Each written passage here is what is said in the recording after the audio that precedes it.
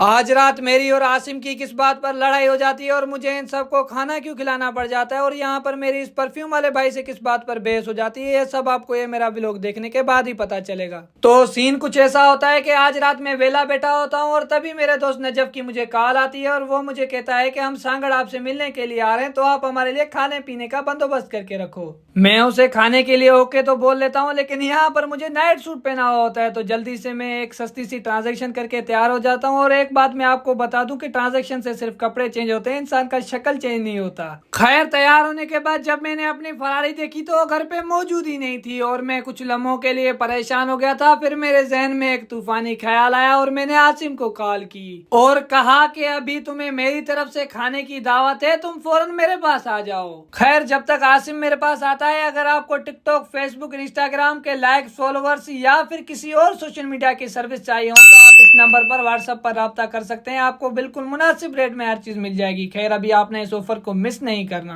खैर, 3.5 minute wait करने के बाद आसिम भी तैयार होकर मेरे पास आ जाता है और फिर मैं उससे दुआ सलाम करता हूँ और फिर हम आ जाते हैं मेडिकल स्टोर, क्योंकि यहाँ से मुझे कुछ दवाइयाँ लेनी होती है। खैर, मैं कैमरा आसिम के हाथ में थमा के दवाइयाँ लेके आता हूँ और फिर हम निकल जाते हैं बैंक की तरफ, क्योंकि हम खाना खाने जा रहे होते हैं और पैसे जेब में 1 रुपया भी नहीं होता। खैर, यूबीएल बैंक पहुंचने के बाद मैं एटीएम से कुछ पैसे निकलवाता हूँ और फिर हम निकल जाते हैं सुपर सलातीन होटल की तरफ। और रास्ते में वसीम पता नहीं कहां से टपक कर आ जाता है। खैर, हम यहाँ से वसीम को उठाते हैं और फिर हम चले जाते हैं होटल की तरफ। और वहां पर पहुंचने के बाद यहाँ पर आसिम अपनी खोता गाड़ी होंडा 70 खड़ी करता है और फिर हम अंदर जाके किसी अच्छे टेबल पर बैठ जाते हैं और फिर मैं जमीर भाई को बुलाकर उसे 1 किलो कढ़ाई का ऑर्डर देता हूँ। खाना ऑर्डर देने के बाद हम नजफ वालों का इंतजार कर रहे होते हैं और काफी ज्यादा गपशप लगाने के बाद यहाँ पर मेरी और आसिम की आपस में लड़ाई हो जाती है। हमारी लड़ाई इस बात पर होती है कि मैं आसिम से बातें कर रहा होता हूँ और वो मेरे बातों को इग्नोर मारकर अपने वीडियोस यूट्यूब पर अपलोड कर रहा होता है। और जब मैं इसे कहता हूँ कि आप अपना मोबाइल जेब में रखो तो वो मुझे कहता है कि मैं अपनी रोजी कर रहा हूँ, आप मुझे अपनी रोजी सुकून से करने दें। खैर, हमारी थोड़ी सी बहस के बाद नजफ और हसन भाई भी आ जाते हैं और फिर हम एक एक करके उनसे दुआ सलाम करते हैं और फिर हम सही से बैठकर एक दूसरे से हाल हवाल करते हैं। और फिर अचानक ये परफ्यूम वाला भाई आता है और साथ में ये अपना सूटकेस भी लाया होता है और इस सूटकेस में काफी किस्म के परफ्यूम वगैरह होते हैं। और यहाँ पर ये भाई वसीम और आसिम को एक एक करके परफ्यूम की खुशबू चेक करवाता है, लेकिन इनको कोई भी परफ्यूम अच्छा ही नहीं लगता।